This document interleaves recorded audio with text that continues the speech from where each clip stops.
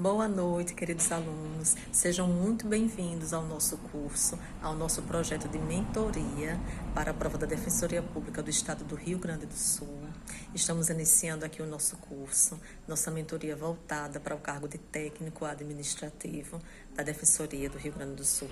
Quero agradecer a confiança de vocês, quero dizer que esse projeto está sendo desenvolvido por mim, em parceria com a Defensora Pública do Estado de São Paulo, a professora Lúcia Reinert. Ela vai ministrar algumas videoaulas, aulas temáticas, aulas bem voltadas para o que é visto na carreira de defensor público, para o que é preciso para que os serviços auxiliares, os servidores possam prestar o seu apoio, um excelente serviço. Então, para vocês que sonham em ingressar no serviço público, em prestar um serviço tão precioso quanto esse, de estar atuando em defesa da sociedade, atuando em prol dos assistidos na Defensoria Pública. Então, é um prazer ter vocês aqui conosco, é um prazer ter a professora Lúcia aqui participando desse curso. Esse é um projeto que eu iniciei com muito entusiasmo, um projeto assim que eu já vinha sonhando há algum tempo e, graças a Deus, ele está se concretizando com o apoio de vocês, com o apoio da professora Lúcia, e era isso que eu queria dizer.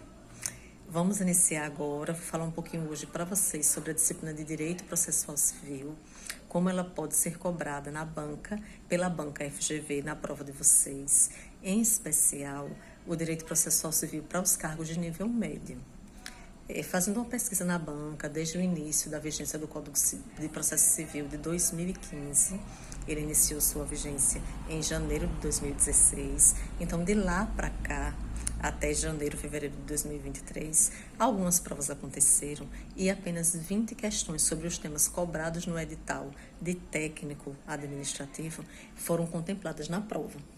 O que a gente consegue perceber é que os princípios da jurisdição, eles são bem explorados pela banca. Das 20 questões, algumas foram sobre princípios, sobre o princípio da inércia, sobre o princípio da inafastabilidade do controle jurisdicional e sobre o princípio da duração razoável do processo. Os princípios da jurisdição, gente, são normas assim basilares, normas que vão além das normas-regras, que vão além das leis, são normas que fundamentam todo o sistema jurídico, são aqueles pilares fundamentais que dão base para que o poder judiciário ele possa decidir, ele possa atuar naqueles processos. O processo civil em si, ele regula tudo o que acontece no processo em relação ao direito civil, em relação às causas privadas, aquelas causas regidas entre os particulares, os contratos que nós firmamos, os direitos de propriedade, os direitos de vizinhança, os negócios jurídicos que necessariamente não serão contratos, várias outras coisas, direito de família, causas sucessórias, herança, interdição, que tem a ver já com direito pessoal. Então, várias causas do direito privado, elas são regidas pela legislação civil e no processo perante o Poder Judiciário se instrumentalizam pelo processo civil através da ação. E para que o direito de ação possa ser exercido, é necessário que exista a jurisdição estatal, que exista a atuação de um juiz naqueles casos concretos. E o juiz, ele tem que ser um juiz investido da função jurisdicional, conforme determina o artigo 93 da Constituição Federal, é o princípio da investidura. Esse juiz, ele tem que ter as competências e tem que ter sido aprovado no concurso público de provas e títulos para que ele possa estar exercendo a função no Poder Judiciário. Então, o que é essencial vocês saberem é que desses princípios, alguns são mais cobrados na banca. É importante estudar um capítulo sobre o tema, para vocês aprofundarem um pouco mais. Como o edital não é muito extenso, eu vou passar algumas coisinhas extras para que vocês possam ir lendo e possam ir esgotando o edital do Direito Processual Civil. Das 20 questões, eu vou comentar 10 hoje, para que vocês possam ir se familiarizando, principalmente para quem nunca estudou processo civil, para quem nunca se viu diante do termo ação judicial, para quem nunca estudou processo, tá? Então, os princípios, o princípio da inércia, ele quer dizer que o Poder Judiciário, ele, em regra, ele é inerte. Ele não pode atuar se ele não for demandado. O juiz não pode simplesmente, diante de um caso, de uma situação que está ali acontecendo, ele ajuizar a própria ação e julgar. Ele não pode ser o provocador. Ele depende, nas ações de direito público e nas ações que são fundadas em interesses de incapazes, em interesses de menores, interesses de demarcação de terras. Em determinadas ações, ele depende da provocação do Ministério Público ou ele precisa ser provocado por um particular representado por um advogado. Então, nesse caso, o princípio da demanda, ele exige que haja essa provocação de um terceiro para que o juiz ele possa se manifestar em qualquer processo. E a inércia diz justamente isso, que o juiz ele não pode atuar de ofício, ele não pode atuar sem provocação pela própria vontade dele. Mas o que a banca cobrou foi um caso concreto, em que o princípio da inércia seria afastado. E em que caso, por exemplo? Quando um processo ele desaparece, ele deixa de existir misteriosamente, digamos assim, misteriosamente. Quando um processo se perde, quando um processo é queimado, quando um processo é extraviado. Então, existe um procedimento no processo civil chamado de restauração de autos.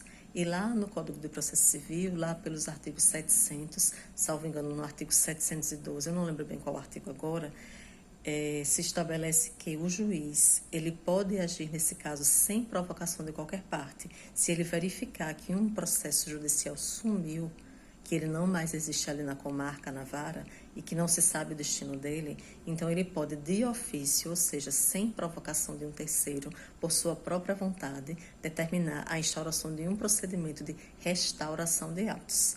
Então, nesse caso, se afasta o princípio da inércia, que é aquele que diz que o juiz não pode atuar sem ser demandado, que ele não pode atuar de ofício, certo? Um outro princípio muito importante da jurisdição é o princípio da inafastabilidade da jurisdição, e quer dizer que quando um indivíduo ele é lesado em algum direito seu ou ele sofre uma ameaça de lesão, ele deve se socorrer do Poder Judiciário para que ele possa ter o seu direito restabelecido. É o que acontece, por exemplo, quando você ingressa com uma ação e você pede que numa tutela provisória, numa ação, numa medida liminar, o juiz ele se manifeste e ele assegure antecipadamente o seu direito material, por exemplo, o direito de realizar uma cirurgia, o direito de receber uma medicação. Nas causas de saúde, a tutela antecipada é muito comum, porque a tutela antecipada se confunde com o próprio direito material, com o próprio objeto da sua ação, com aquilo que você está pedindo. É uma antecipação do seu direito quando há um grave risco de dano, um dano irreparável. Então, essa tutela antecipada, ela instrumentaliza o princípio da inafastabilidade de jurisdição, certo? E um outro princípio cobrado pela banca foi o princípio da duração razoável do processo, que foi incluído na Constituição Federal, através da Emenda Constitucional número 45 de 2004.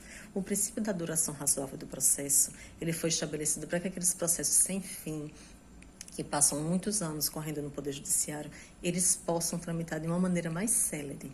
Mas esse princípio, ele não se confunde com a celeridade processual, que é um outro princípio do direito processual civil. O princípio da duração razoável do processo quer dizer que os meios para que aquele processo seja solucionado em um tempo razoável, em um tempo compatível com a complexidade do processo, eles devem ser providenciados. Deve haver uma certa eficiência, uma certa celeridade, porém o que se deve observar é que alguns processos eles vão durar mais devido à sua complexidade, ao número de testemunhas, ao número de fatos, e outros vão durar menos.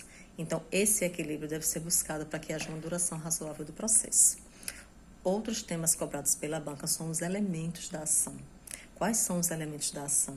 São as partes, o autor e o réu, no caso são as partes, o pedido, que é aquela providência que você está solicitando ao Poder Judiciário, a providência jurídica, que é o pedido imediato, e a providência da vida material mesmo, que é o pedido mediato. Além das partes do pedido, nós temos a causa de pedir, que é o que fundamentou o seu pedido. Qual foi o fato que levou você a chegar no Poder Judiciário? E qual é o fundamento jurídico para que você faça aquele pedido? A causa de pedir próxima é o seu fundamento jurídico. E a causa de pedir remota são os fatos que fizeram com que você chegasse até o Poder Judiciário. Então, partes, pedido e causa de pedir são os elementos da ação, e que alguns autores chamam também de elementos identificadores da ação. Outro tema também cobrado na banca FGV, gente, foi sobre as teorias da ação, teorias eclética e da asserção. No Código Civil de 1973, que teve sua vigência, né, anterior ao Código do Processo Civil de 2015, dizia-se, né, que a teoria adotada pelo Código Civil foi a teoria de um doutrinador italiano chamado Henrique Túlio Liebman. Liebman, ele dizia o seguinte, que o direito material, a providência jurisdicional em si, o direito de você solicitar de você pleitear perante o Poder Judiciário numa ação, ele não se confundia com o direito processual. Eram duas coisas distintas. Existia o direito material e existiria o direito processual, desde que estivessem preenchidos 3 requisitos. A possibilidade jurídica do pedido, aquele pedido ele deveria ter uma lei que desse amparo a ele no ordenamento jurídico, a legitimidade para o processo, legitimidade das partes, e que deveria ser, as partes deveriam ser legítimas, elas deveriam ter a ver com aquele processo. Tanto a pessoa que era demandada deveria ser a parte correta, quanto aquela que estava pleiteando o direito, porque ninguém pode pleitear num processo um interesse alheio. Ele tem que pleitear em nome próprio. Então, era isso que Henrique Túlio Liebman dizia. Além disso, ele falava do interesse de agir, que se ele dizia respeito à necessidade daquela providência jurisdicional no campo material, realmente se aquela providência realmente era necessária, era a mais adequada, e se o procedimento ali escolhido atendia àquela necessidade jurídica. Então, o que ele observava é que deveriam ser preenchidas as condições da ação para que aquele direito material pudesse ser postulado em juízo. Então, o direito material era uma coisa, o direito processual era outra. A doutrina de Liebman continuou a ser adotada no Código de Processo Civil de 2015, muito embora o Código de Processo Civil de 2015, nele, o legislador não se refere mais às condições da ação, mas doutrina majoritária e jurisprudência também do Superior Tribunal de Justiça, que as condições da ação continuam a existir e que a teoria eclética continua a ser adotada pelo Código de Processo Civil. Porém, o STJ, ele adota uma outra teoria para que a ação ela possa seguir adiante. Ele adota para verificar se essas condições da ação existem, né, que o STJ também entende que existe o direito material e existe o direito processual, que eles estão separados, uma coisa não implica a outra, mas o STJ entende que para que essas condições de ação sejam aferidas, sejam verificadas, é apenas necessário que o que a parte esteja alegando seja capaz de demonstrar que ela tem o interesse de agir para aquela demanda, para aquele processo, e que as partes são legítimas, tanto a que está pedindo, ela seria titular daquele direito, quanto a que está sendo requerida na justiça, aquela que é a ré. Então, a legitimidade das partes e o interesse de agir, eles continuariam a ser condições da ação que estariam sendo observadas desde o início de uma maneira superficial. O juiz ele tão somente teria que verificar se aquilo que está sendo afirmado é capaz de trazer, ao caso concreto, a legitimidade das partes e o interesse de agir. Então, com base na teoria da asserção, na teoria do que é afirmado, o processo segue adiante ou não. Porque para o STJ, se o juiz ele tiver que analisar tudo o que está sendo alegado, se ele tiver que instruir o processo, ouvir testemunhas, olhar todas as provas, para então verificar se a parte tem direito ou não, o que acontece é que o STJ fala que o juiz estaria resolvendo o mérito da questão e não fazendo uma análise preliminar a respeito do assunto, certo? Outra questão importante é sobre a competência no processo civil. Em relação à competência, eu anotei algumas coisas aqui, vou dar uma olhadinha aqui rápido no caderno, já falei dos elementos da demanda, teoria eclética e da asserção, sobre os 3 princípios cobrados na prova. sobre as condições da ação, interesse de agir ou interesse processual e legitimidade das partes, que está no artigo 17 do Código de Processo Civil. E vamos chegar agora aos artigos 47, 55 e 56, 58 e 59 do Código do Processo Civil, esses que falam sobre competência. Gente, a competência em relação a bens imóveis, a direitos relacionados a imóveis, direitos reais sobre imóveis, ela é, via de regra, uma competência absoluta. Então, é isso que o artigo 47 do Código de Processo Civil estabelece.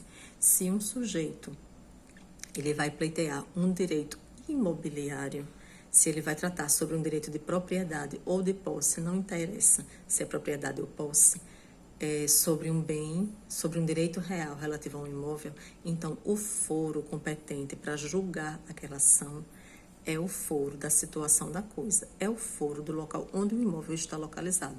Não vai ser o foro ou o juízo onde a pessoa reside, onde o réu reside, não vai ser o domicílio do réu, o domicílio do autor, vai ser sempre o domicílio do bem, é onde o local está situado.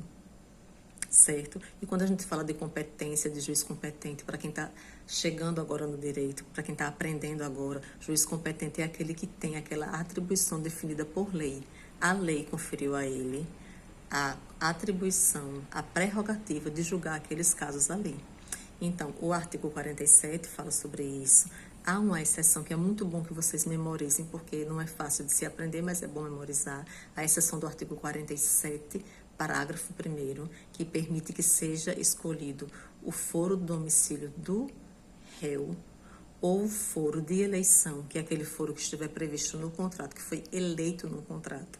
Esse foro, ele pode ser escolhido e pode afastar a competência absoluta do local da situação do imóvel quando aquele litígio não versar sobre direito de propriedade, de vizinhança, de demarcação de terras, de enunciação de obras novas, e tem mais um detalhezinho que eu não estou recordando bem agora, mas está no artigo 47, parágrafo 1º, eu queria que vocês olhassem, certo? Fora isso, eu preciso que vocês olhem os conceitos de conexão e continência, que estão nos artigos 55 e 56 do Código de Processo Civil. Vejam bem essa questão. Esses dispositivos, eles tratam sobre os elementos da demanda, sobre partes, pedidos e causa de pedir, que são os elementos da demanda ou elementos identificadores da demanda, certo? Que eu já falei com vocês aqui anteriormente. E os artigos também 58 e 59, que tratam sobre prevenção, sobre distribuição dos autos, que gera a distribuição dos autos, ela gera a prevenção do juiz para atuar naquele processo. E eu vou ficando por aqui com essas dicas iniciais da disciplina de processo civil. Vai ter um material complementar para que vocês possam analisar, possam estudar, tá bem? Estou disponível para qualquer dúvida. A princípio, isso é o que é importante. Essa é a metade do que vocês precisam olhar na disciplina. Metade, assim, do que foi cobrado nas provas, mas a gente vai aprofundar um pouco mais. Então, eu vou mandar uma primeira apostila. Espero que vocês tenham gostado. Um grande beijo e até a nossa próxima aula.